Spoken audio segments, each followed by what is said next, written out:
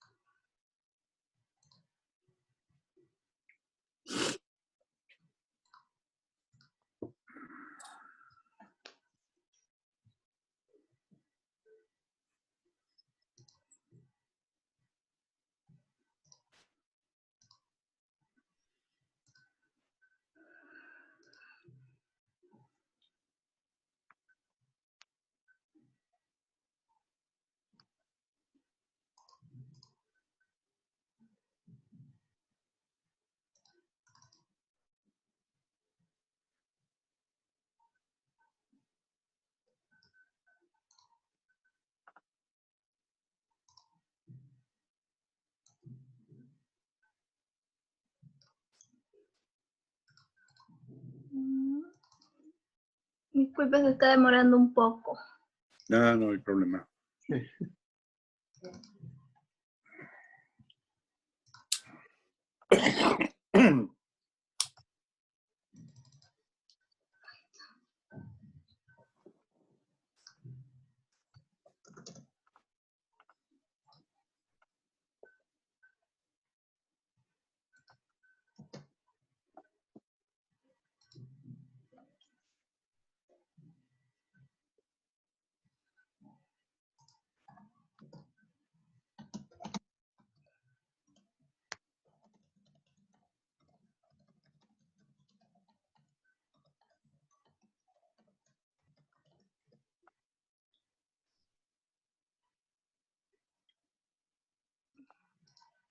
Ya está transmitiendo.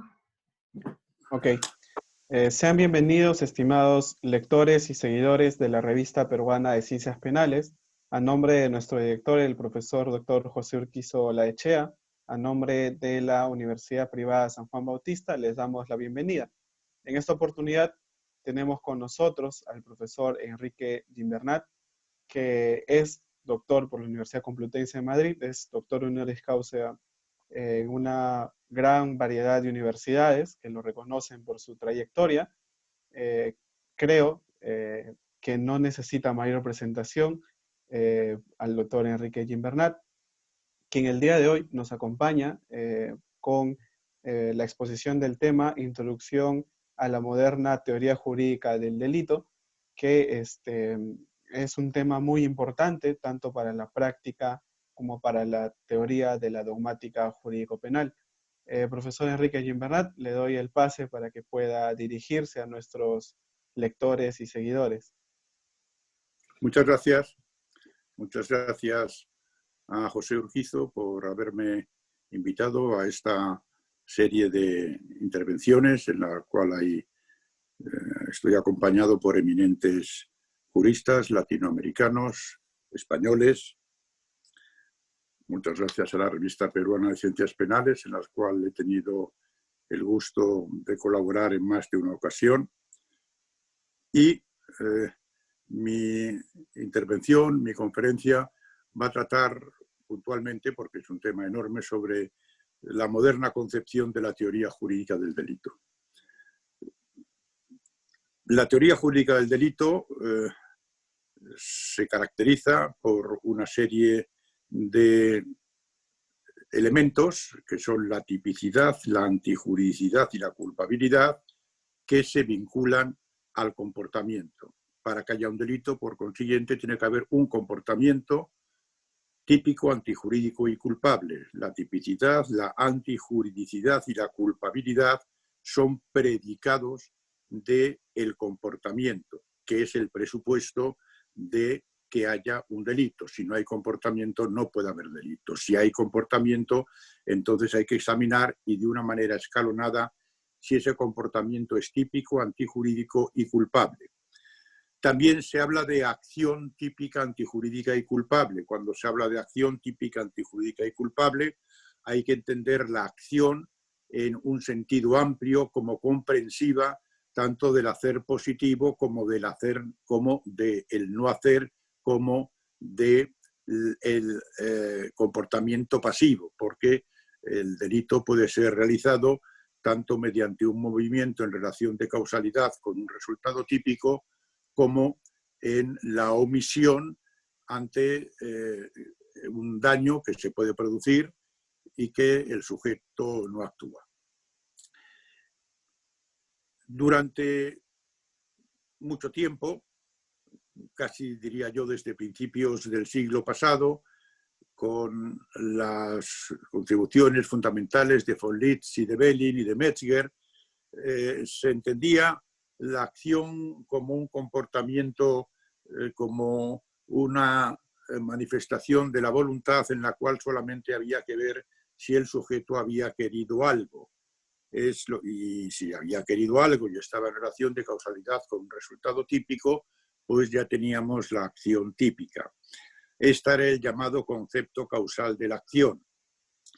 A partir de los años 30 y hasta los años 70 se introduce la polémica entre la teoría de la acción causal y la teoría de la acción finalista, que tiene como fundador a Hans Welzel, que fue catedrático en Bonn, que había nacido en 1904.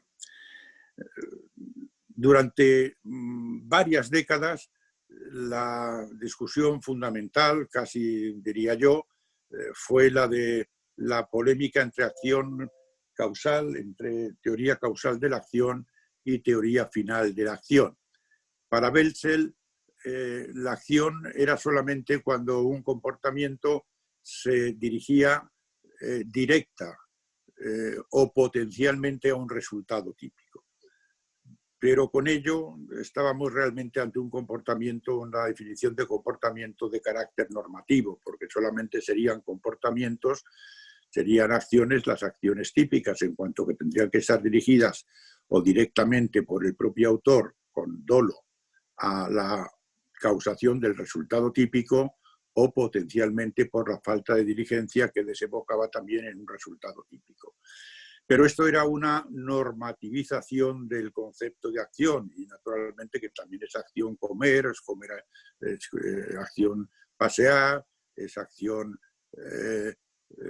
saltar, es acción escribir, es acción dar una conferencia.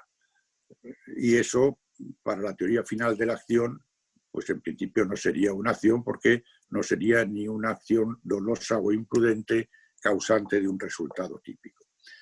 Bien, ciertamente que todavía queda una importante escuela finalista, existe en Latinoamérica, existe en España, además con grandes representantes. El introductor de la teoría final de la acción en España fue José Cerezo, y su escuela, Gracia, Romeo Casabona, Díaz Ripollés, todos ellos siguen siendo finalistas. Pero la verdad es que los últimos finalistas, el último finalista de la escuela de Welzel, Hirsch, falleció ya hace unos pocos años, y ya no quedan en Alemania, el país de origen, prácticamente representantes. En mi opinión, la acción, el comportamiento, basta para que tengamos un comportamiento con que estemos ante un movimiento o un no movimiento del yo consciente, no forzado, no condicionado de manera físico-natural. Si lo que tenemos es un comportamiento inconsciente o un comportamiento condicionado físico-naturalmente de modo invencible, de modo que no se puede eludir, entonces no estamos en un comportamiento, y si no hay comportamiento, entonces ya no tiene ningún sentido pasar a la tipicidad, porque la tipicidad hay que vincularla a un comportamiento. No sería, por tanto, un comportamiento como manifestación de la voluntad del sujeto frente al mundo exterior, no se podría decir que una persona es un masoquista si en un pueblo pequeño donde no hay ningún tipo de analgésicos, pues no toma nolotil o no toma paracetamol, porque es imposible que lo tome. Es decir, yo de esa conducta, de algo físicamente imposible, como es hacerse con un analgésico en un sitio donde no existen esos medicamentos, no podría decir que es un masoquista, como no puede decir que es un comportamiento valeroso el torero que se acerca al toro porque hay varios que le llevan por la fuerza. Es decir, que para que estemos ante un comportamiento, el yo tiene que estar consciente y el yo no tiene que estar condicionado físicamente de manera necesaria. Por eso, y acudiendo ya a comportamientos que podría entenderse en un principio que eran auténticos comportamientos, no es un comportamiento de suicidio cuando una persona en estado de sonambulismo se tira por un precipicio, y no es un comportamiento cuando el guardaagujas, cuando vienen los dos convoys, no cambia las vías del tren porque está atado a una silla. En un caso está inconsciente cuando se tira por el abismo, en otro caso su comportamiento está condicionado físicamente de forma que no tiene otra alternativa, como este guardaagujas al que he hecho referencia, que no puede cambiar las vías porque está atado y el comportamiento, por tanto, está condicionado físicamente de manera necesaria. Si hay comportamiento, entonces ya podemos entrar en la cuestión de si ese comportamiento es típico, de si es antijurídico y de si es culpable, ya que hay que ir escalonadamente. Primero hay que ver si el comportamiento es típico. En el caso de que sea típico, hay que examinar si es antijurídico, y en el caso de que sea típicamente antijurídico, hay que someter a prueba si es culpable. En cualquier caso, cuando falte el requisito de tipicidad o de antijuridicidad o de culpabilidad, faltará una característica del delito y, por tanto, no estaremos ante un delito.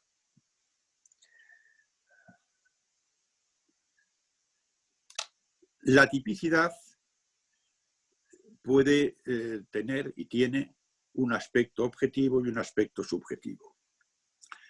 Un primer problema que se plantea es el de si el dolo es una parte subjetiva de la tipicidad. Y aquí realmente sí que en los resultados se ha impuesto la teoría de Belsel mayoritariamente en la doctrina de que el dolo es un elemento subjetivo del tipo doloso. Porque lo que el tipo hace es describir la materia de prohibición, es decirle a la persona, avisarle a la persona de aquello que no puede hacer, de aquello que no debe hacer. Por ejemplo, en el Código Penal español, ciertamente está castigado el autoaborto doloso, pero no el autoaborto imprudente.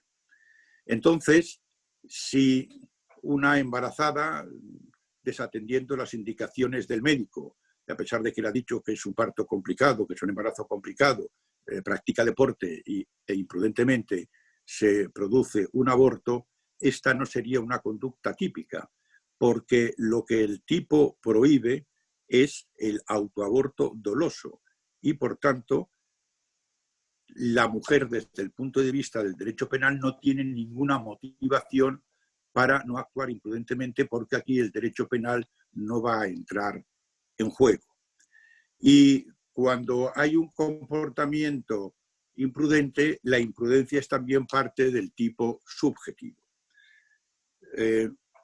Si, por ejemplo, alguien va por la autopista a una velocidad permitida de 90 por hora y alguien se introduce un niño impensadamente en la carretera, le atropella y le mata, aquí no estaríamos ni ante una tipicidad dolosa ni ante una tipicidad imprudente, porque el sujeto ha actuado de manera diligente y ese no es un comportamiento prohibido. Por consiguiente, en el tipo doloso, el elemento subjetivo es el dolo, tal como dijo Belzel, aunque este resultado se alcanza fuera de la teoría final de la acción, se alcanza únicamente para ver qué es realmente la materia de prohibición cuando se prohíbe un autoaborto doloso. Solamente se prohíbe, dado que el imprudente no está castigado, cuando una mujer se causa a sí misma un aborto con intención de causarlo,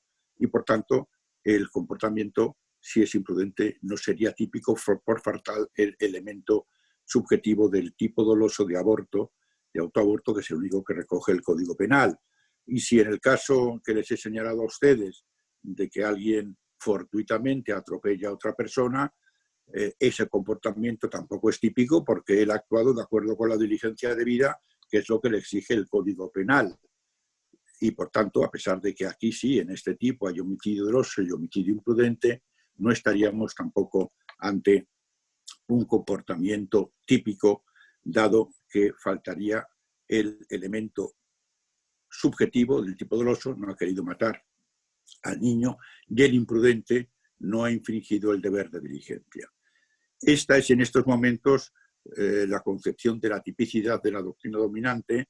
Belzel pretendía, es cierto que la colocación del dolo en el tipo doloso es una consecuencia de la teoría final de la acción, aunque uno no está de acuerdo con y la mayoría no está de acuerdo con su teoría final de la acción, pero el introducir la diligencia debida dentro del tipo del delito imprudente no es, como a veces ha presumido Belzel, presumió un invento suyo, sino que ya en los años 30, Engels, Bockelman y otros autores decían que si el sujeto actuaba observando el riesgo permitido, eso no era típico. En la tipicidad se consagra el principio de legalidad. Nullum crimen, nulla pena sine lege. Es decir, que solamente es punible aquello que el legislador ha tipificado previamente. Y está prohibida la analogía prohibida, la llamada analogía in malam partem. ¿Y cuándo hay analogía in malam partem? Esto va vinculado, como digo, a la tipicidad. La tipicidad es la manifestación en el derecho penal del principio de legalidad, es decir, de que para que una acción sea punible tiene que haber sido descrita como tal previamente por el legislador. La analogía prohibida o analogía in malam partem nos encontramos con ella cuando se trata de considerar delictiva una conducta que no cabe dentro del sentido literal posible de las palabras. Para acudir a dos ejemplos de la legislación española. En los años 80 se abre un procedimiento porque a una persona le han intervenido las conversaciones telefónicas por un particular. Y el querellante dice que aquí hay un descubrimiento y revelación de secretos. Pero como el Código Penal español, como tantos otros, procede del siglo XIX y ahí no había comunicaciones telefónicas, el descubrimiento y revelación de secretos solamente se tipificaba, solamente se concebía cuando alguien se apoderaba de los papeles, de las cartas o de los documentos de otro. Y obviamente, a pesar de que había una revelación de secretos, del secreto de las comunicaciones, cuando se pinchaba, como se dice vulgarmente, en teléfono de una tercera persona, ahí no se estaba apoderando ni de documentos, ni se estaba apoderando de cartas, ni se estaba apoderando de papeles de esa persona. Por tanto, el procedimiento fue archivado, el legislador, sobre la base del principio de legalidad, porque sería acudir a una analogía prohibida, porque la intervención de una conversación telefónica ilegítimamente no es apoderarse ni de un papel ni de una carta, tuvo el legislador que intervenir, el procedimiento se archivó y castigó ya, creó un nuevo tipo penal en el cual se castigaba ya la intervención de conversaciones telefónicas dentro del descubrimiento y revelación de secretos, así como la colocación de micrófonos en la morada o en la casa de otra persona.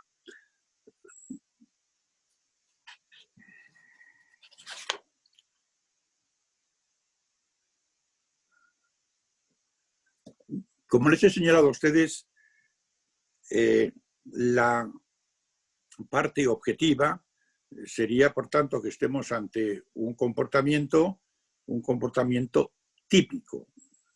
Típico, ya sabemos que el comportamiento es cuando lo realiza el yo consciente y no está condicionado físicamente de manera inevitable.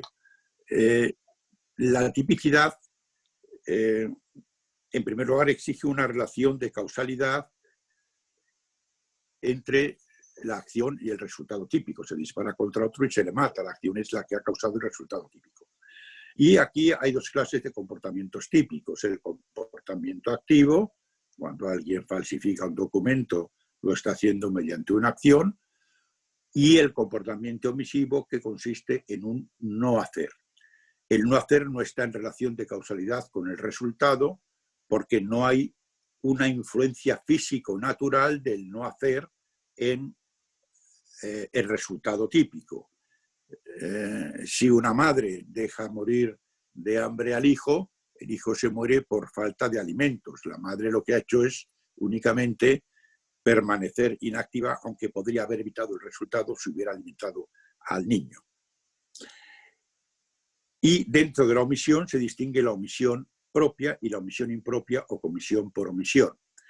En la omisión impropia o comisión por omisión, al sujeto se le imputa el resultado igual que si lo hubiera causado mediante una acción. Responde, por tanto, por ejemplo, por un homicidio. Por ejemplo, y yéndonos al campo de la imprudencia, hay una equivalencia absoluta cuando el guardabarreras provoca un accidente porque las barreras están en alto, cuando pasa el tren y arrolla a un vehículo, a un carro, que pasa porque las barreras están en alza, y aquí hay una equivalencia absoluta entre que el guardabarreras no baje las barreras, delito de omisión, cuando va a pasar el tren, o, como en un caso de la jurisprudencia española, que lo que hizo el sujeto fue, mediante una acción y por imprudencia, levantar las barreras que estaban echadas. Hay, por tanto, en estos casos de comisión por omisión u omisión impropia, una equivalencia con la acción, y en ella se le imputa al sujeto el resultado igual que si lo hubiera causado mediante una acción.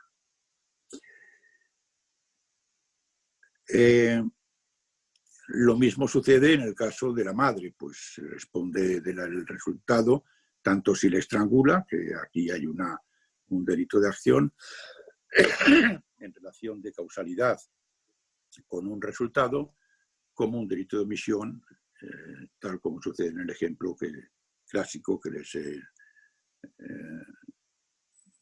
expuesto a ustedes de la madre que mata al hijo por inanición porque no le da de comer. Y luego, junto a esto, existe la omisión propia, por ejemplo, la omisión del deber de socorro, que alguien se encuentra a un infartado en la calle y no le hace caso, y sigue su camino y no pide auxilio, que aquí, como no hay posición de garante, se le castiga simplemente con una multa y no se le imputa la muerte en el caso de que esa muerte se produzca, dado que no hay ninguna relación de garantía entre el peatón, que no tiene nada que ver con esa persona que está sufriendo un infarto. Tiene que haber una relación de causalidad. La relación de causalidad no tiene la importancia que tuvo en su día, donde las distintas teorías causales, la de la adecuación adecuada, la teoría de la introducción del nexo causal, trataban de resolver muchos problemas complicados que se planteaban en la tipicidad, pero causalidad tiene que haber, y si no hay causalidad no hay tipicidad porque no se ha causado el resultado típico.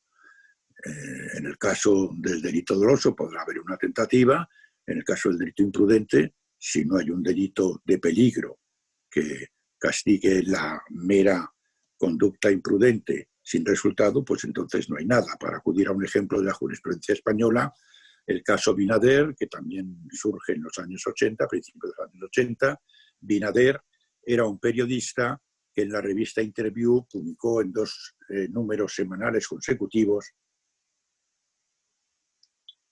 las fotos y las identificaciones de sujetos de ultraderecha que estaban haciendo acciones hostiles contra ETA. A las 2 semanas de producirse esta denuncia por parte de Binader en la revista Interview, algunas de estas personas denunciadas de ultraderecha salieron corriendo del País Vasco. ETA asesina a 2 de ellos, a 2 de los que había denunciado Binader en su artículo. Bien, fue condenado por la Audiencia Nacional por homicidios imprudentes, recurrió en casación y el recurso fue desestimado, recurrió en amparo al Constitucional y el recurso no se admitió a trámite. Pero aquí, en efecto, había un problema de causalidad, porque para que a Binader se le pudieran imputar esos homicidios en su título de imputación imprudente, causados dolosamente por los asesinos de ETA, habría que demostrar que hubo relación de causalidad entre esa publicación y las muertes que se produjeron. Pero es que los autores materiales nunca pudieron ser hallados, los autores materiales de los asesinatos. Y por tanto tampoco estaba acreditado, en primer lugar, que los asesinos hubieran leído los reportajes de Binader. Y en segundo lugar, que aunque lo hubieran leído, ETA no hubiera conocido ya por sus propios servicios de inteligencia la identidad de estos miembros de ultraderecha. Aquí, por tanto, acudiendo al indubio pro reo y a la vista de que no estaba acreditada la relación de causalidad, se tendría que haber absuelto a Binader de los homicidios imprudentes que se le imputaron. 20 años más tarde, el Tribunal Supremo reconoció como obiter dicta en una sentencia en la que se ocupaba de la causalidad, que en el caso de Binader no se le podía haber condenado porque la relación de causalidad no estaba acreditada.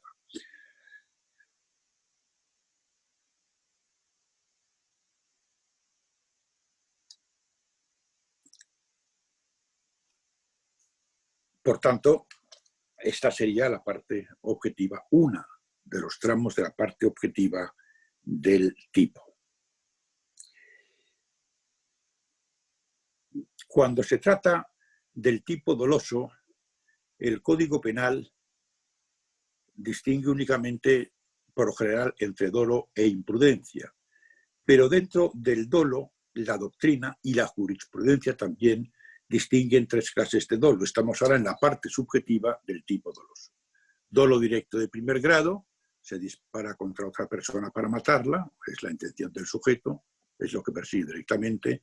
Dolo directo de segundo grado, no es esa la finalidad que persigue la lesión de ese bien jurídico, pero lo sabe necesariamente vinculado a aquello que él directamente persigue. Por ejemplo, alguien para lesionar a otra persona tira una piedra, rompe un cristal y consigue abrir una brecha en la cabeza de su enemigo. La lesión será causada con dolo directo de primer grado. Los daños en los cristales son con dolo directo de segundo grado. No era lo que perseguía directamente, pero sabía que si tenía que causar aquello que era su intención directa, tenía necesariamente que romper los cristales, como si alguien quiere matar a una mujer que sabe que está embarazada y le dispara y la mata. Aquí habría un dolo directo de primer grado en relación a la muerte de la mujer, que era lo único que pretendía, pero sabía que eso iba necesariamente vinculado, el aborto de la mujer. La diferencia fundamental es entre dolo e imprudencia, porque el dolo está más castigado con la imprudencia y el Código castiga igual cualquier clase de dolo. Donde surgen más problemas es en la distinción entre dolo eventual e imprudencia. Una distinción fundamental porque la pena del delito doloso es más grave que la imprudencia. Durante mucho tiempo la jurisprudencia española fue partidaria de la teoría del consentimiento. Según esta teoría solamente hay dolo cuando el sujeto, en el caso de saber con seguridad que se habría producido el resultado, también habría actuado.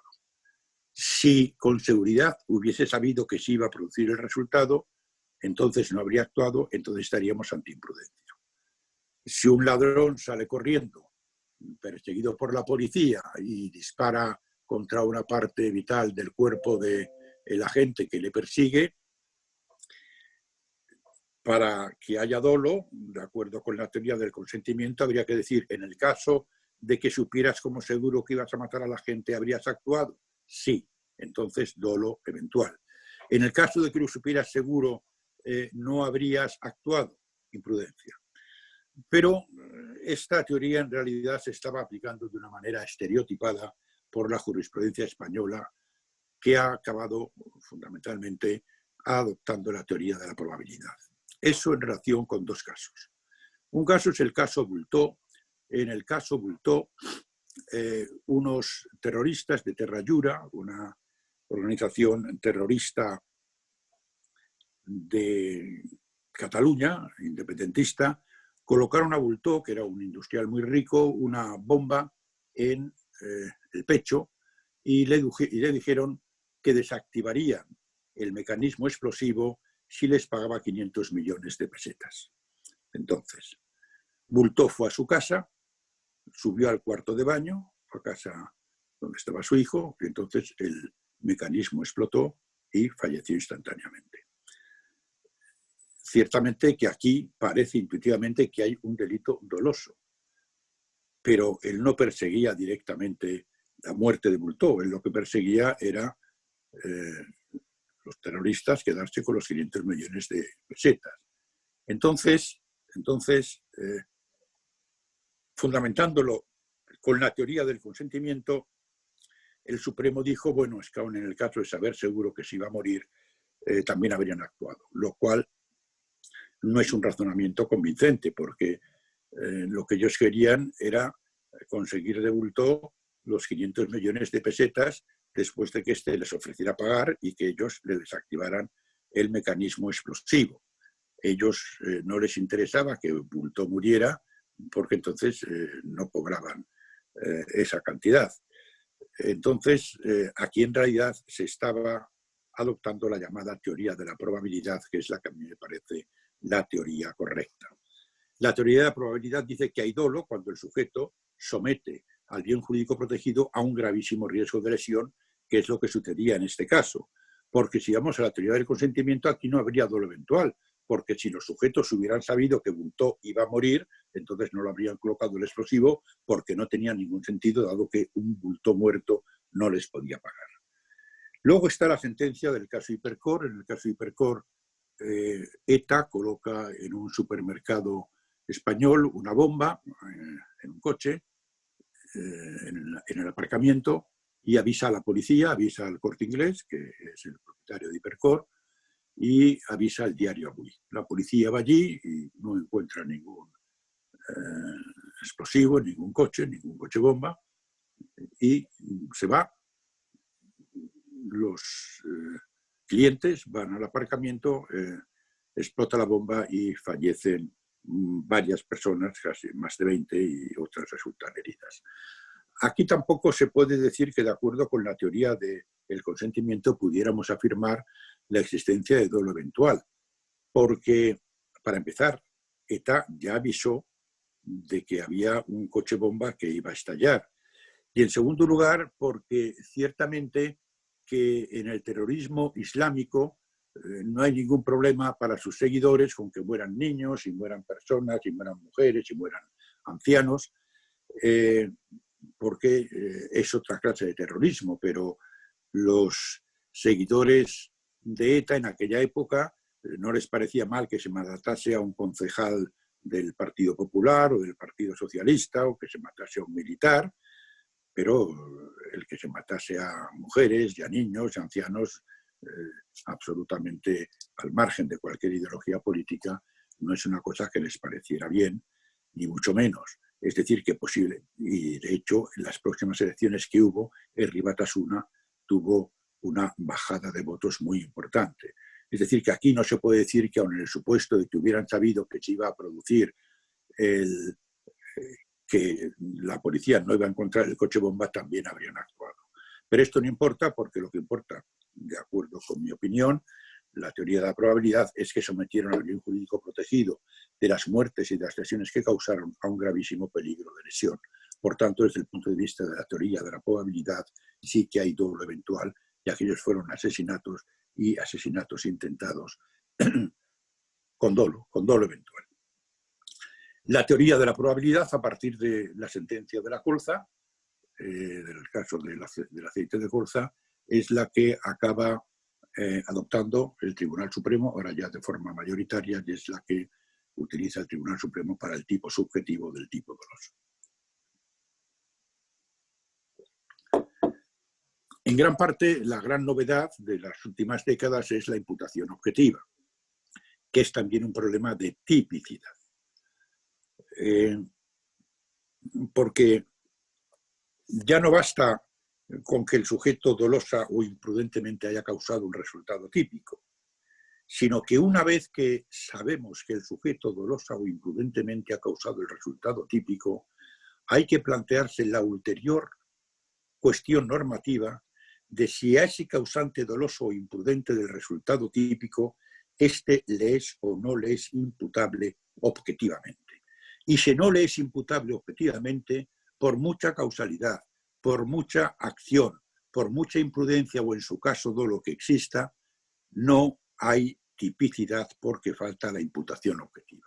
Naturalmente que si no hay acción, si no hay dolo, si no hay imprudencia, el hecho deja de ser típico porque falta la relación de causalidad o falta el tipo subjetivo, dolo o imprudencia. Pero si se dan estos requisitos, todavía no tenemos tipicidad. Hay que pasar a examinar la imputación objetiva. Y les voy a poner un caso o dos casos de la jurisprudencia española. Un caso es el caso del motorista. Aquí se trata de un sujeto que conduce una motocicleta de menos de 50 centímetros cúbicos con un acompañante, lo cual está prohibido porque no tiene la suficiente potencia para llevar a dos personas. El ciclomotor es embestido por detrás por un camión y mata al acompañante y hiere gravemente al conductor de la motocicleta. Al conductor del camión se le castiga por un homicidio imprudente en la persona del acompañante, de la muchacha, tenía 16 años, y las lesiones imprudentes causadas al conductor de la motocicleta. Pero la sentencia de la Audiencia Provincial castiga también al conductor de la motocicleta por el homicidio imprudente de su acompañante, porque el comportamiento es imprudente en cuanto que infringe el cuidado debido a la diligencia objetiva que transporte a dos personas en una motocicleta y en cuanto que ha habido relación de causalidad, porque si no hubiera permitido que la muchacha le acompañara, esta no habría fallecido. Y sin embargo, aquí lo que falta es la imputación objetiva y por tanto tampoco hay un homicidio imprudente.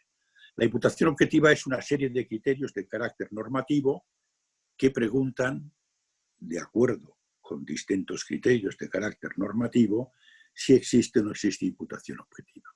Y aquí estamos ante uno de los criterios, tal vez el primero de la imputación objetiva, que es el criterio del fin de protección de la norma. Porque hay que preguntarse, ¿por qué motivo el legislador ha prohibido que en vehículos de poca cilindrada vayan dos personas, siendo así que cuando el vehículo de dos ruedas tiene mayor potencia, sí que pueden ir dos personas, sí que puede ir un o una acompañante? Pues el motivo solamente puede ser que debido al sobrepeso de un vehículo de poca cilindrada puedan producirse accidentes reconducibles a la falta de equilibrio, a la falta de manejabilidad, al sobrepeso que hacen que la motocicleta derrape y que el acompañante pueda sufrir algunas heridas. Como en este caso es obvio que la muerte se ha producido porque el camión embistió por detrás, esto no tiene nada que ver con problemas de estabilidad, de manejabilidad, y por tanto no es en supuestos como estos en los que estaba pensando el legislador cuando prohibió que en un vehículo, en un ciclomotor de menos de 50 centímetros cúbicos, fueran 2 personas. Estaba pensando en otra clase de accidentes. La prueba es que cuando tiene mayor cilindrada sí que pueden ir. Y como ese accidente no es aquel que el legislador pretendía evitar, aquí, a pesar de que hay conducta imprudente por parte del conductor de la motocicleta, el resultado no le es imputable objetivamente y por tanto no hay tipicidad de homicidio imprudente, porque de acuerdo con el criterio del fin de protección de la norma no se han producido esos resultados en los que pensaba el legislador cuando estableció la prohibición. Otro caso, el Código Penal español no castiga el auxilio imprudente al suicidio. Existe la inducción y la cooperación necesaria al suicidio, pero no existe una tipicidad que castigue la forma imprudente de participación imprudente en el suicidio. Esto es lo que dice, por ejemplo, la sentencia del Tribunal Supremo de 28 de junio de 2017. Aquí se trata de una persona que está detenida en un calabozo y tiene algún intento de suicidio, el policía local lo impide y cuando el sujeto se ha dormido, el policía local se va al piso de arriba y cuando baja, el detenido se ha suicidado colgándose de la camisa de un colgante de la celda. Y aquí la familia se querella por homicidio. Lo que hay es un auxilio imprudente, sería en comisión por omisión, al suicidio y el tipo, no existe un tipo de participación imprudente en un suicidio doloso. De acuerdo con este criterio, se llega a la conclusión de que, y esto es un criterio de imputación objetiva que hace referencia a la relevancia de la conducta de la víctima y que también es un tema de imputación objetiva, ¿qué relevancia tiene la conducta de la víctima en el caso de que se produzca mediante una conducta imprudente un resultado típico? Y vamos a la sentencia, que es la primera vez que toma el Supremo posición ante este tema, de 11 de marzo de 2020. Hasta ahora se había condenado por lesiones en los casos de transmisión del SIDA por vía sexual cuando la pareja sana desconocía la enfermedad de aquel con quien tenía relaciones sexuales, que era un portador del VIH. Aquí estamos de acuerdo porque el consentimiento no es válido, dado que no conoce el riesgo la persona sana, porque desconoce la enfermedad de su pareja. Pero aquí sí que la conocía. Aquí sí que conocía la persona que resulta infectada, que es una mujer que estaba teniendo relaciones sexuales con una persona que tiene SIDA. Aquí, por tanto, hay, por parte del que tiene SIDA, a pesar de que lo ha comunicado a su pareja, sí que hay una relación de causalidad y hay una conducta imprudente. Pero aquí se acude al siguiente criterio. Si la participación imprudente en un suicidio doloso no es punible, con mayor motivo no puede ser punible la participación imprudente en una autolesión imprudente. Porque también en la participación imprudente en una autolesión dolosa tampoco hay punibilidad. Aquí ni siquiera la hay cuando hay una participación dolosa en un delito doloso. Y además también a mayor y ad minus. Si la participación imprudente en una automuerte dolosa no es punible, con mayor motivo no puede ser la participación imprudente en una autolesión imprudente. Y el Supremo absuelve, y con razón. De nuevo estamos ante un tema de imputación objetiva, porque la conducta del enfermo de SIDA es una conducta causal del resultado típico y es una conducta negligente, porque se puede prever que la persona va a adquirir esa enfermedad, pero la persona lo sabía. Entonces estamos ante una colaboración, una coautoría en la cual la mujer es también la que se infecta, dado que la eyaculación, la transmisión del semen es un movimiento reflejo que también ha sido condicionado por ella. Y el Supremo absuelve al sujeto de unas lesiones imprudentes, más o menos con esa, aunque no lo dice expresamente, con esa consideración de que si no es punible la participación imprudente en una autolesión dolosa, con mayor motivo no lo puede ser la participación imprudente en una autolesión imprudente.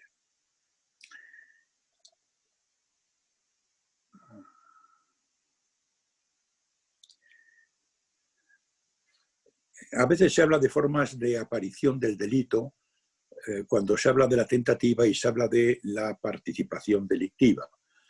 Pero en realidad se trata de causas de ampliación de la tipicidad, porque como lo que el Código castiga es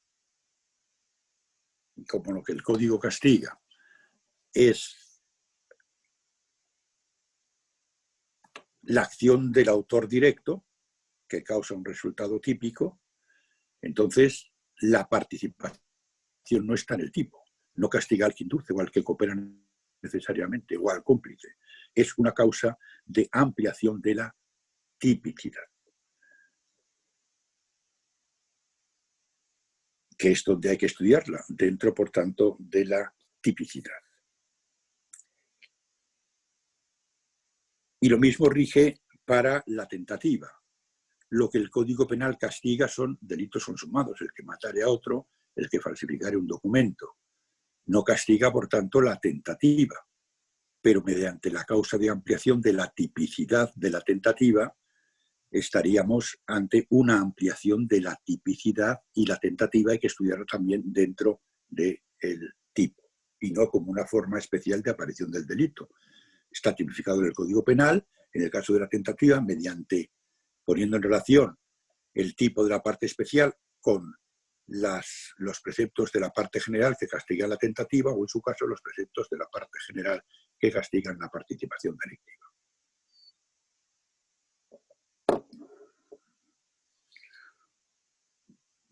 Solamente unas palabras sobre el desistimiento voluntario en la tentativa. Hay una fórmula que dice que la tentativa, porque si hay desistimiento voluntario, entonces el sujeto queda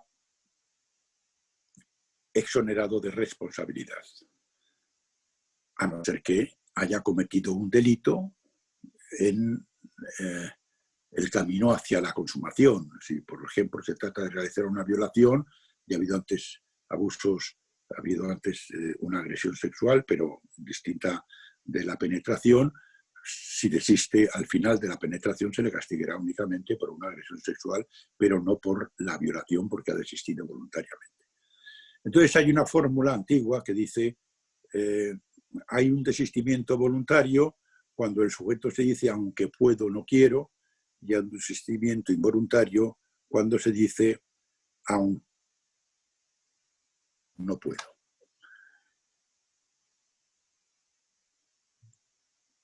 Bien, por lo que se refiere a aquellos supuestos en que aunque quiere, no puede, es obvio que el desistimiento es involuntario. Si un ladrón entra para robar en una caja fuerte y esta está vacía, el desistimiento es un desistimiento voluntario.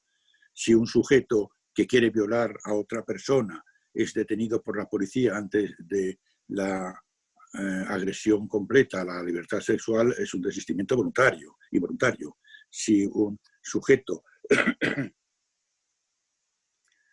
que quiere violar resulta que pierde la erección, pues es un desistimiento involuntario porque no puede.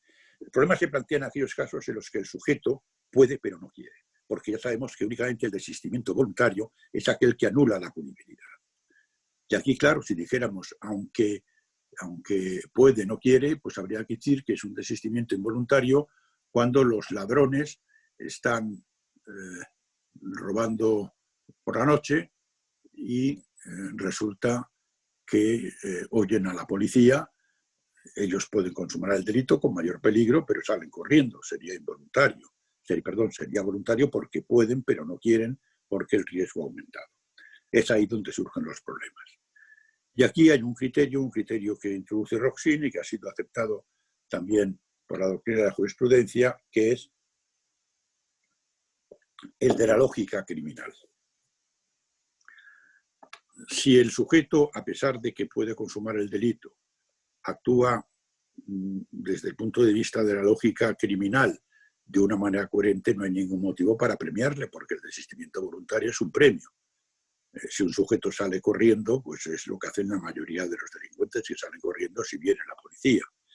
En cambio, si un sujeto va a matar a otro y este le pide por favor, que tiene familia, que tiene hijos, es un mercenario, es un sicario, que le han ofrecido una cantidad importante de dinero y no le mata, sería voluntario, porque desde el punto de vista de la lógica de un mercenario sí que le mataría. Por eso también, en otro caso, se pone como ejemplo, hay unos ladrones que están tratando de tirar abajo la pared para entrar en el sitio donde está el botín. Y entonces uno dice, oye, pero si la puerta aquí está abierta. Y entonces pues ya dejan de tratar de romper la pared, que sería un robo con fuerza en las cosas, y entran por la puerta. Bueno, aquí hay un desistimiento involuntario, responde de una tentativa de robo con fuerza en las cosas en concurso con un hurto, porque naturalmente cualquier delincuente haría lo mismo desde el punto de vista racional de lo que es un delincuente y no necesita ser premiado. ¿Qué sentido tiene seguir tratando de echar abajo la pared si resulta que puede entrar tranquilamente por una puerta que está abierta? Este es, por tanto, el criterio para determinar la voluntariedad o involuntariedad en los supuestos de desistimiento cuando el sujeto, aunque puede, no quiere. Otro ejemplo último, este ejemplo se ha dado tanto en la jurisprudencia española como en la alemana, de alguien que quiere violar a una mujer y ésta le dice, bueno, mañana tendremos una reunión y tendremos la relación sexual voluntariamente por parte mía y seré muy cariñosa.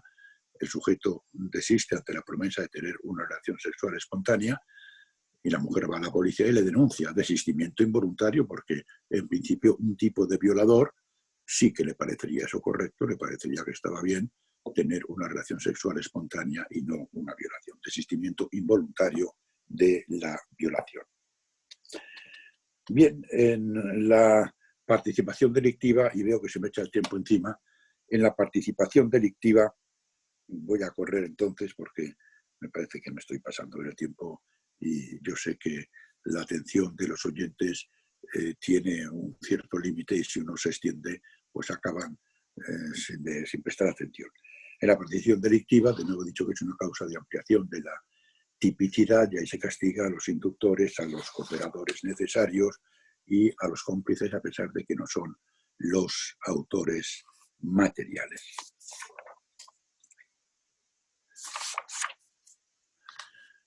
La antijuridicidad es cuando concurre una causa de exclusión de la antijuridicidad.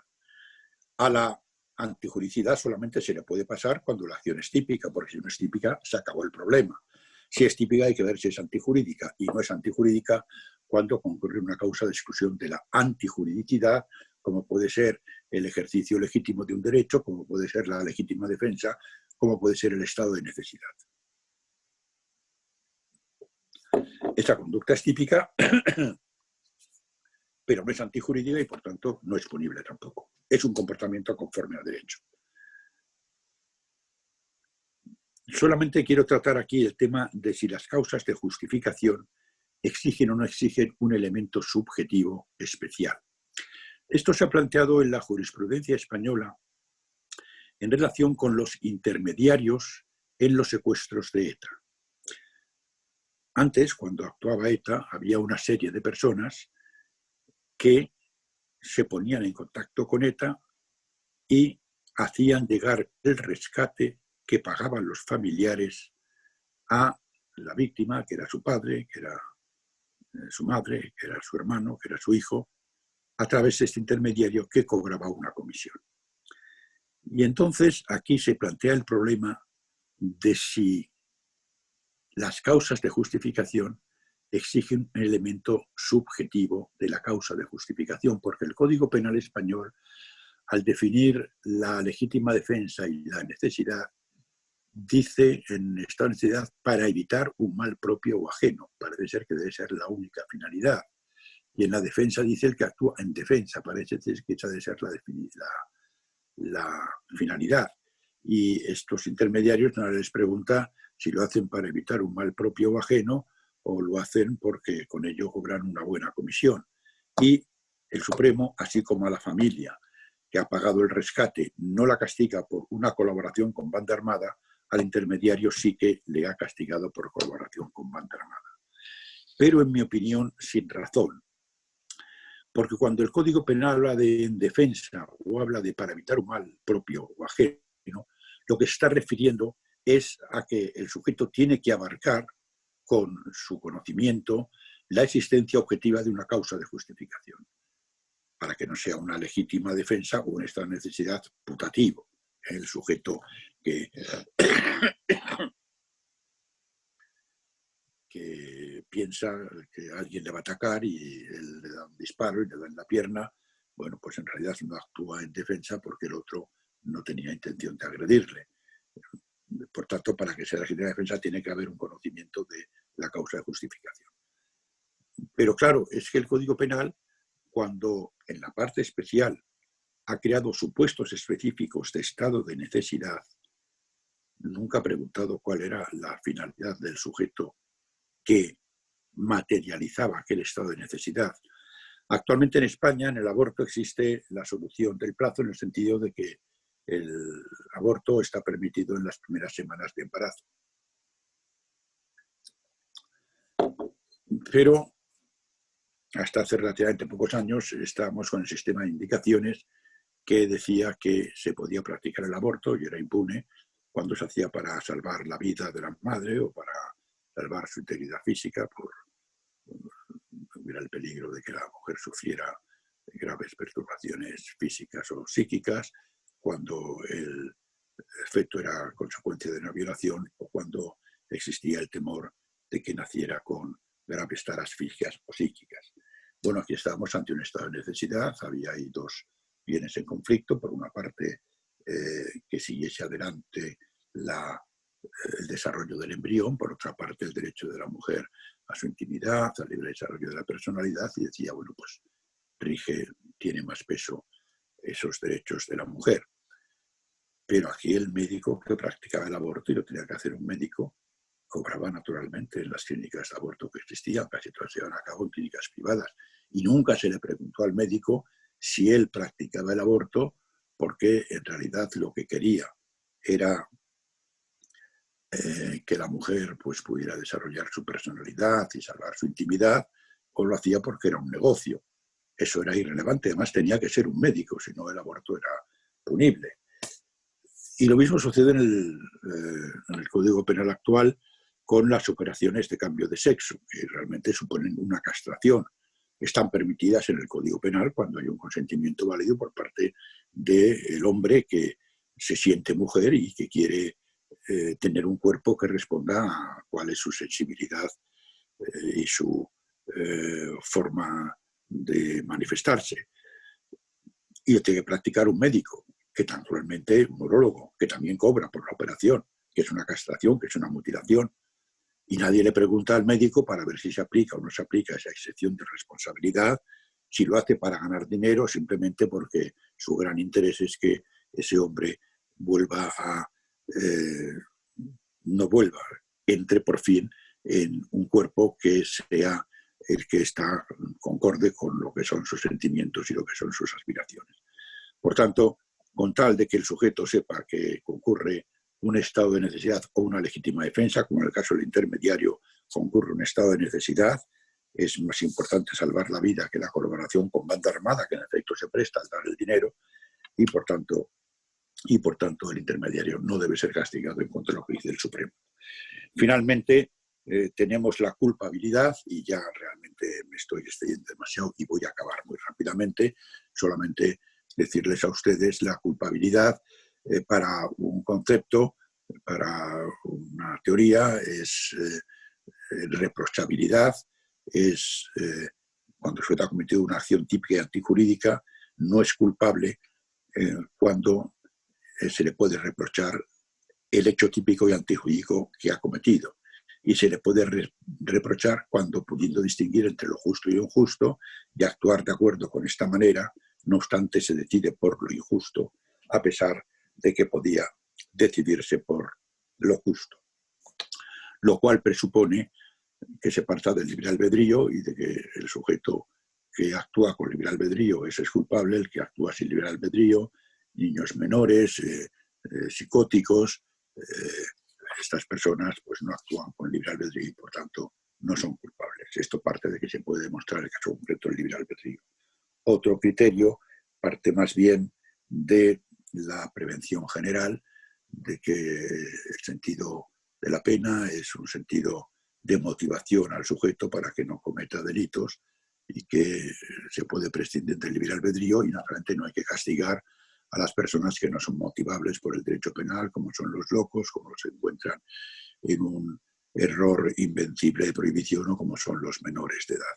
En cualquier caso, por eso también aquí entra en juego el conocimiento de la antijuridicidad y si el error de prohibición es invencible, no hay responsabilidad porque el sujeto no se ha podido motivar porque no conocía la norma de manera invencible, tal como sucedió en la sentencia del Tribunal Supremo de 1 de julio de 2015, que el sujeto, que además era un inmigrante y no conocía las regulación española de los delitos contra la libertad sexual, tiene un noviazgo con una muchacha de 13 años, mayor de 13 años, de 14 años, cuando la frontera entre lo punible y no punible se había fijado por el Código Penal en 13 años. Si era mayor de 13 años, entonces solamente había un delito contra la libertad sexual si se abusaba de un prevalimiento, que no era el caso porque no era relación de noviazgo. Pero resulta que en 1 de julio de 2015 la relación se había iniciado a principios de 2015, el legislador cambia y sube la edad en la cual es punible en cualquier caso la relación sexual, es a partir de los 16 años y no hasta los 16 años y no hasta los 13. La chica tenía 14. Entonces el Supremo dice que hay un error invencible de prohibición y por tanto se exime al sujeto por ausencia de culpabilidad. No tiene nada que ver con el libre albedrío, tiene que ver con que si el sujeto no conoce la norma, pues naturalmente la función de motivación es imposible. En cualquier caso, y como ven ustedes, el dolo y la imprudencia no tienen nada que ver y por eso va el tipo ahora con la culpabilidad, tanto si se entiende como un reproche como si se entiende desde el punto de vista de que la culpabilidad obedece a motivos de prevención general. Lamento haber abusado tanto de su paciencia, les agradezco mucho su atención y ahora estoy naturalmente a su disposición para cualquier pregunta que se les pueda ocurrir y que yo pueda contestar. Muchas gracias por la exposición, profesor Enrique Gimbernat. De hecho, el tema que usted ha abordado es muy amplio y creo que es innegable la capacidad que usted ha tenido para exponerlo de una manera magistral en tan corto tiempo, por decirlo de alguna manera. Bueno, sí, tenemos preguntas en el Facebook donde ha sido transmitido su ponencia. Hay muchas preguntas, también hay saludos hacia usted. Sobre todo de diversas partes de Latinoamérica. Tenemos saludos desde Argentina, Chile, Ecuador, en fin. Voy a leer las preguntas, sobre todo las que han sido comentadas. Si me da unos segundos, por favor, para acomodar estas preguntas que las tengo ahora acá. Un momento, por favor. Tengo unos...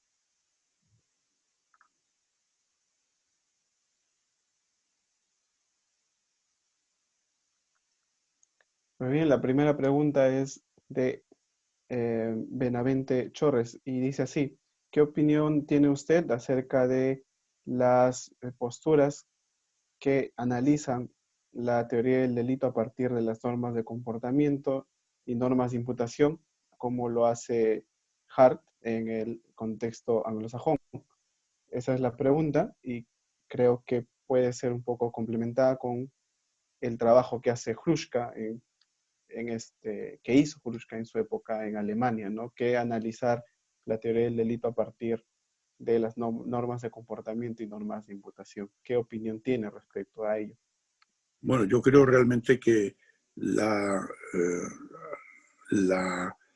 construcción de la teoría jurídica del delito sobre la base de acción, tipicidad, antijuricidad y culpabilidad, que responde a diferencias materiales que existen. Por ejemplo, si el comportamiento no es antijurídico, no cabe la legítima defensa frente a la legítima defensa, pero sí que cabe la legítima defensa frente a una acción culpable porque es antijurídica.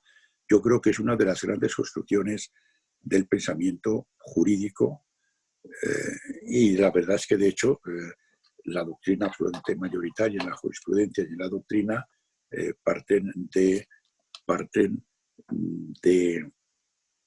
estas tres categorías, independientemente de que algunas le dan un contenido y otros le dan otro contenido.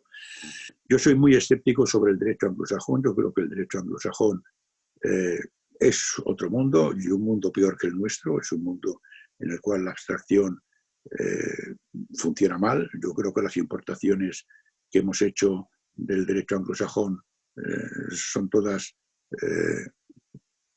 unas que han creado unos problemas y que no se adaptan al derecho continental. O sea, me parece un error la introducción en España del jurado popular y no del jurado mixto. Me parece un error la responsabilidad de las personas jurídicas, porque creo que ahí no puede haber responsabilidad de la persona jurídica, sino únicamente de las personas físicas, que también importación del derecho anglosajón. Y también estoy en contra de la sentencia de conformidad, de la sentencia de los tratos, en contra de lo que hasta ahora había regido, hasta que también la sentencia de conformidad llega al derecho europeo, del trato con la fiscalía de que acusa o pide menos delitos, y que ha llevado a España a la condena, pues, de muchos sujetos que son inocentes y que de pronto, pues, tiene un abogado que puede ser a lo mejor muy competente, pero a lo mejor no lo es tanto, a lo mejor es de oficio, aunque dentro de los abogados de oficio existen personas muy competentes, y entonces no ha cometido un delito, no ha cometido una violencia de género, no ha cometido un delito de conducción en embriaguez, pero se llega a un acuerdo y, a pesar de que es inocente, hay una sentencia de conformidad, que es también otra importación del derecho anglosajón. O sea, yo me muevo dentro de los parámetros del derecho continental, que a mí me parece que es una gran construcción, y las importaciones que hemos hecho del derecho anglosajón, y acabo de decir solamente tres: responsabilidad de personas jurídicas, sentencias de conformidad, jurado popular, no me parecen que sean ni mucho menos superiores a lo que piensa la doctrina continental. Muchas gracias, profesor Enrique Gimbernat. Hay también otra pregunta que es un poco larga. Voy a ir leyéndola un poco, que es más o menos una exposición de un caso para que usted pueda dar su opinión al respecto. Un caso modelo, quiero decir. Y dice así: el artículo 20, inciso 1 del Código Penal peruano estipula que está exento de responsabilidad penal el que al momento de cometer el delito se encuentra con una grave alteración de la conciencia.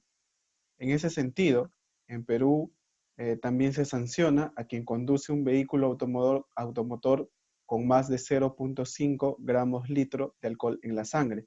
Entonces, la pregunta sería, si una persona conduce el vehículo con 2.8 gramos litro, es decir, con una cantidad superior de alcohol en la sangre, es decir, se encuentra con grave alteración de la conciencia, que implica la excepción de la responsabilidad, o debe más bien sancionarse por haberse colocado en una acción libre en causa.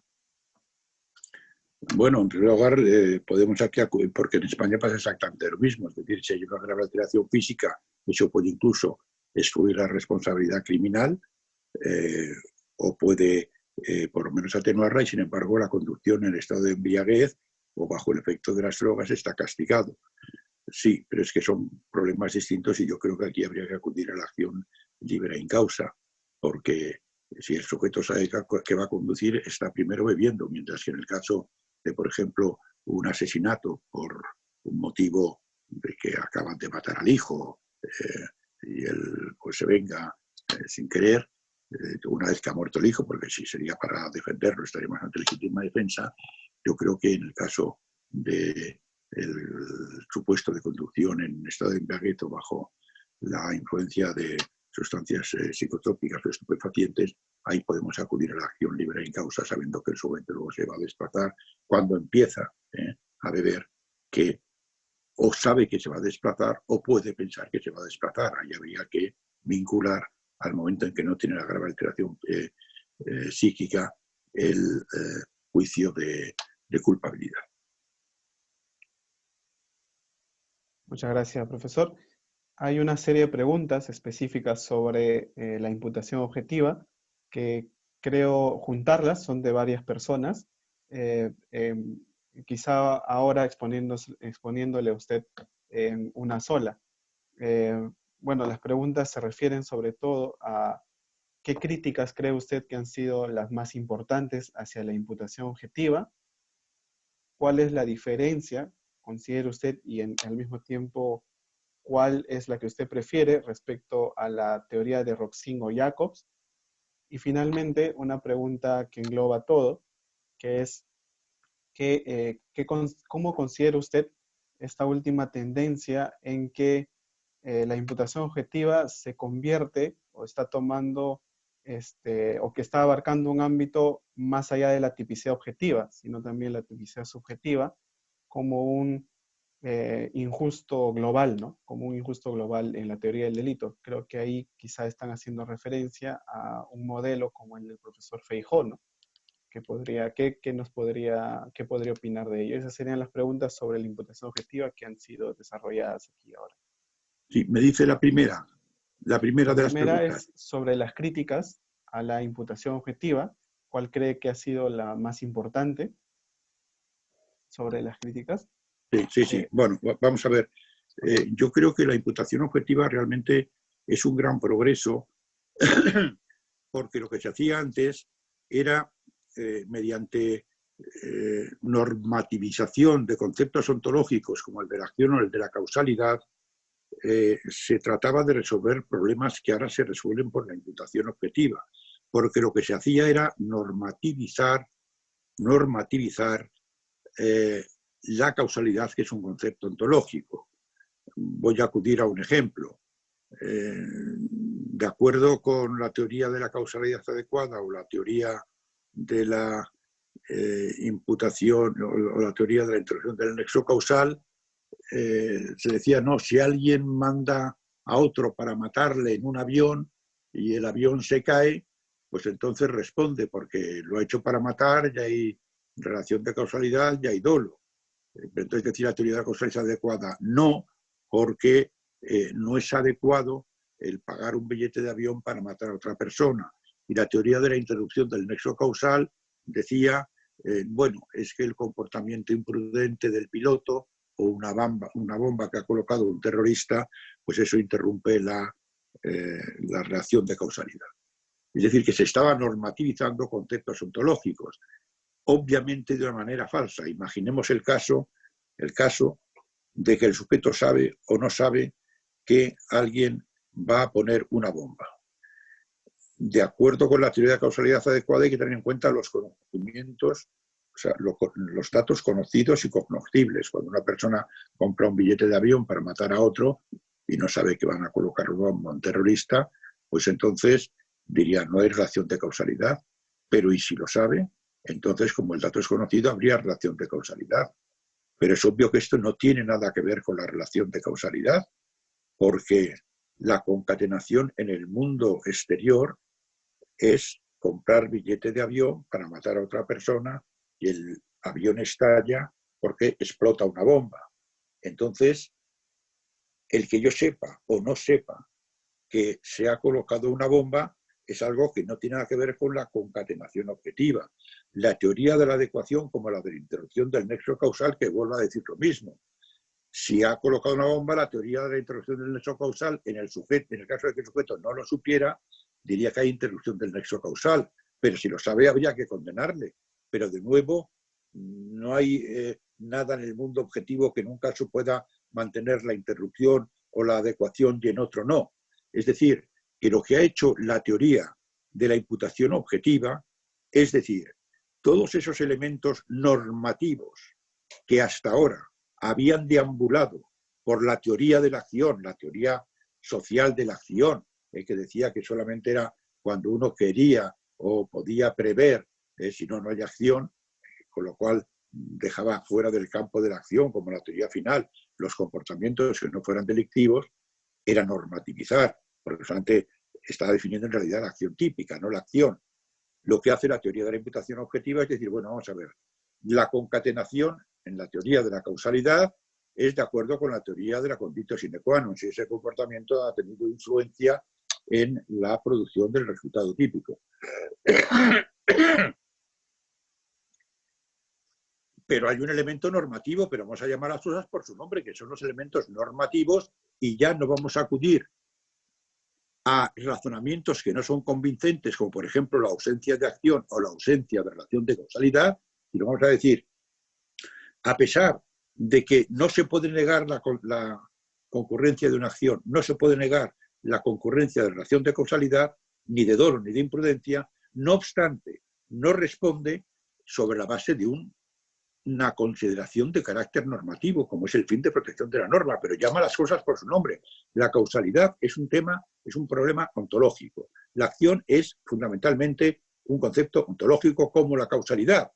Y entonces vamos a llevar a lo normativo todo aquello que antes había introducido en las teorías causales o en las teorías de la acción.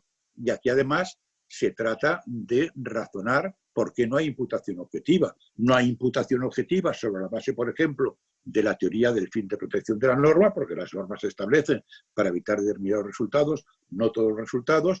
No hay imputación objetiva sobre la base de un razonamiento a maiore ad minus. Si lo más, es decir, la participación imprudente en una automuerte dolosa o en una autolesión dolosa no se castiga, con mayor motivo no se puede castigar lo menos grave, que es la participación imprudente en una automuerte imprudente o en una autolesión imprudente. Estos son criterios razonables y son criterios que a mí me parece que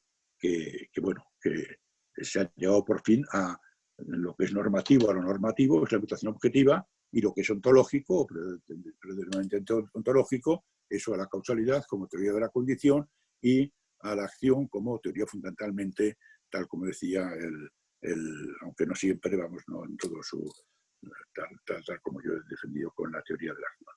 Por lo que se refiere a Jacobs, yo creo que Jacobs ha sido funesto para la teoría de la imputación objetiva, porque Jacobs es que no parte de argumentos de razonamientos jurídicos, es decir, que la teoría de la imputación objetiva que a mí me convence es aquella que dice no hay imputación objetiva sobre la base de este razonamiento. Pero claro, por ejemplo, en el caso del SIDA,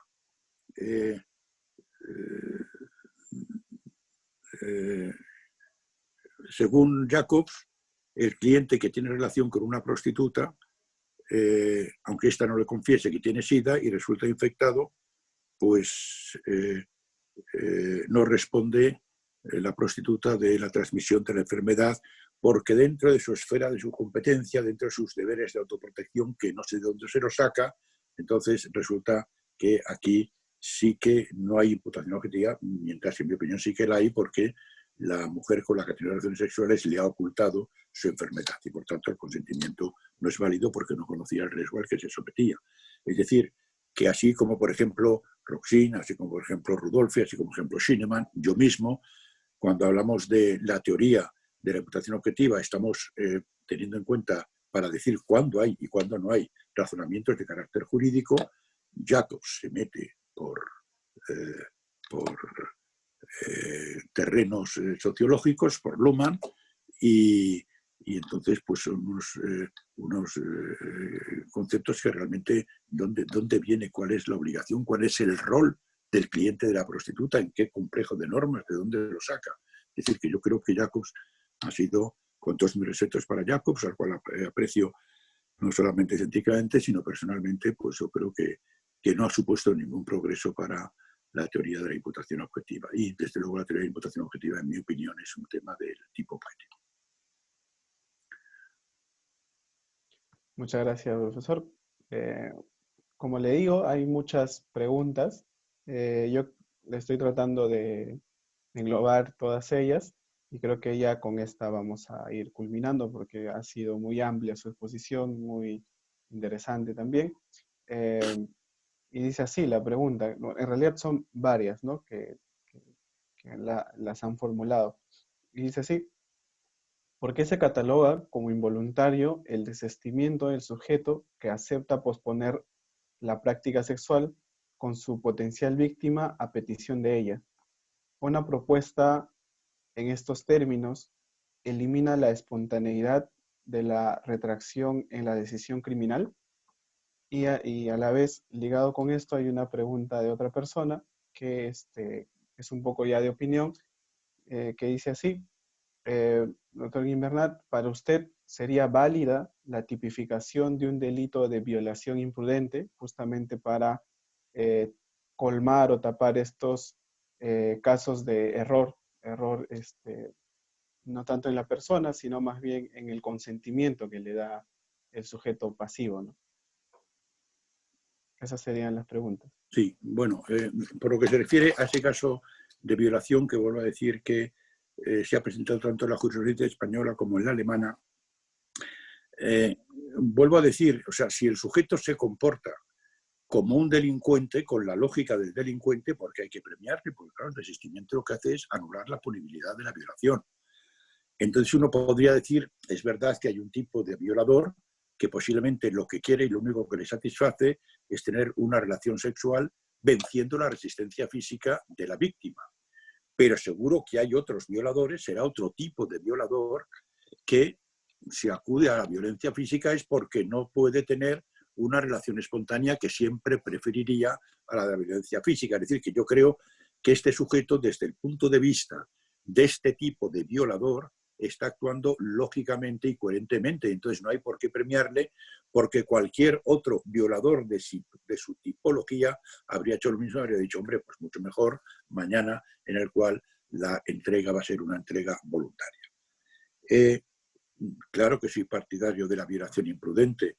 Lo que pasa es que aquí pues hay un problema con las feministas que dicen, ¿cómo puede haber una violación imprudente? Pero claro, sí que puede haber una violación imprudente cuando realmente el sujeto piensa que la mujer no se está oponiendo y sí que se está oponiendo, o cuando el sujeto piensa que la mujer tiene una determinada edad y tiene otra, que tiene menos de 12 años y resulta que él piensa que tiene más, pero podía haberlo averiguado. En mi opinión, es un error que, como en cualquier otro delito, y además teniendo en cuenta la gravedad de la violación, no exista un tipo de violación imprudente. Pero vuelvo a decir que aquí el movimiento feminista, que no está muy ducho muchas veces en cuestiones penales, no se da cuenta de que los tipos más graves tienen su forma dolosa y su forma imprudente, que a veces es decir, que el sujeto que piensa que la mujer no se está oponiendo y sé que se está oponiendo, bueno, pues sí que merece un castigo, sí lo podría haber determinado, pero es que con el Código Penal actual y con la mayoría de los códigos penales, o es dolosa no es nada, y no tendría que haber también la imprudente. Y finalmente me han hablado del consentimiento. ¿Cuál era la pregunta del consentimiento? La última. Sí, justamente era en los casos de una posible regulación de la violación imprudente respecto al consentimiento, ¿no? Ya, entonces está contestada, sí. Claro, claro. Pues bien, como le comento, ha habido muchas preguntas. Lamentamos que no podamos comentarle todas. Sus trabajos, evidentemente, están publicados y creo que lo mejor sería también referir a aquellos, no referirle a las personas que tienen muchas más dudas respecto a su pensamiento, que puedan consultarlas. A la vez, comentarle, profesor, de que ha habido muchos saludos de diversas partes de Latinoamérica, de Brasil, de Argentina, de Chile, de Ecuador, de Venezuela, todos muy conectados aquí a su ponencia, que ha sido muy grata, y esperamos también que pronto usted pueda visitar Perú, como lo hizo hace algunos años atrás. Bien, profesor, también a nombre de la Revista Peruana de Ciencias Penales, le agradecemos y quisiéramos que pueda brindarnos unas palabras de cierre, quizá a modo de reflexión sobre el tema que usted ha expuesto ahora.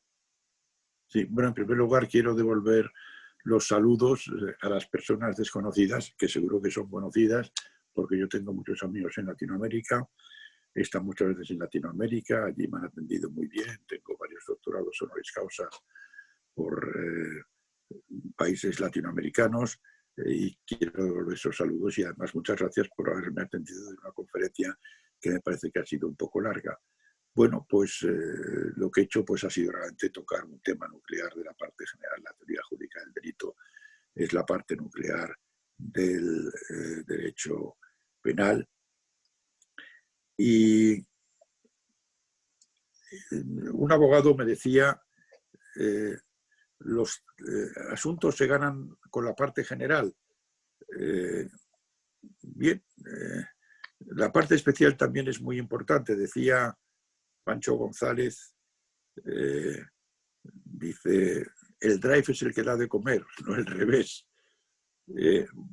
Bueno, pues yo creo que lo que da de comer a los penalistas es la parte especial, que sería el drive, pero la parte general, como decía ese otro abogado, también sirve para ganar muchos pleitos y hay que tener una buena formación de parte general, porque a veces es la parte general donde se ganan los asuntos, pero las dos son tan importantes y bueno, me he referido de una forma muy por encima pues al sector nuclear de la parte general, que es la teoría general del delito. Muchas gracias a Perú, muchas gracias a los amigos peruanos, muchas gracias a Urquizo, muchas gracias a la Revista Peruana de Ciencias Penales y muchísimas gracias por su atención. Muchas gracias, profesor Enrique Gimbernat. Invitamos pues a todos los que aún siguen conectados a conectarse con la Revista Peruana de Ciencias Penales. El día de mañana tenemos la exposición de la profesora Mirenchu Corcoy Vidasolo a la misma hora. Y bueno, a nombre de la Revista Peruana de Ciencias Penales, de nuestro director, el profesor José Urquizo Echea, y de la Universidad Privada San Juan Bautista, damos por culminada la ponencia del día de hoy. Muchas gracias y hasta entonces. Muchas gracias.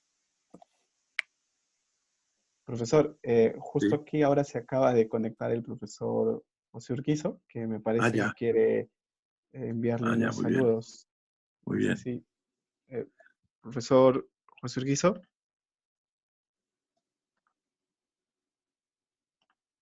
A ver, creo que hay que esperar un momento. Doctor Urquizo, no sé si nos oye.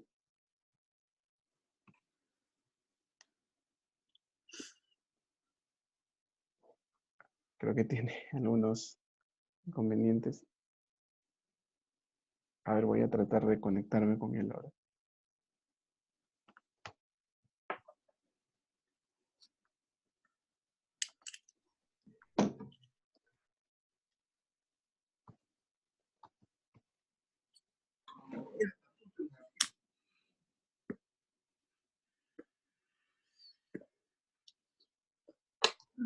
Un momento, ahorita le paso la voz al doctor. Muy bien. Ok, hay que, sí que es un poco movida la situación ahora, sí. Sí, muchas gracias, profesor. Y en verdad ha sido su ponencia muy, muy gratificante. En serio, ha habido una cantidad inmensa de preguntas. He tratado de juntarlas por los temas y todo ello, Sí.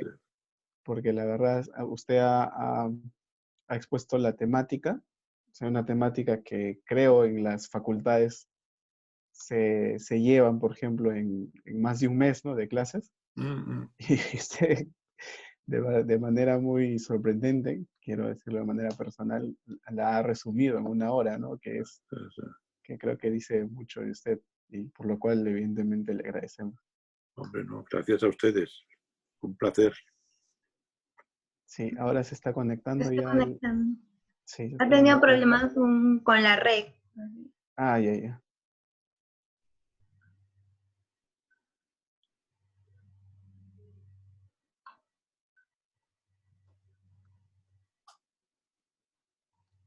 Ahí está. Aquí estoy. Sí, ¿Qué doctor, tal? ¿Cómo lo escuchamos. estás? Aquí, mi querido maestro. amigo. ¿Qué tal? Aquí. Pues somos Bueno, muy pues ha sido un contentos. placer. Dime. No, sí. Quería comentarle, querido profesor, que estas enseñanzas virtuales tienen bastante trascendencia porque llegan a unos lugares que uno originalmente ni lo había imaginado. Ya. ¿No? Estamos por Argentina, Chile, Ecuador y luego se van Qué bien. reproduciendo.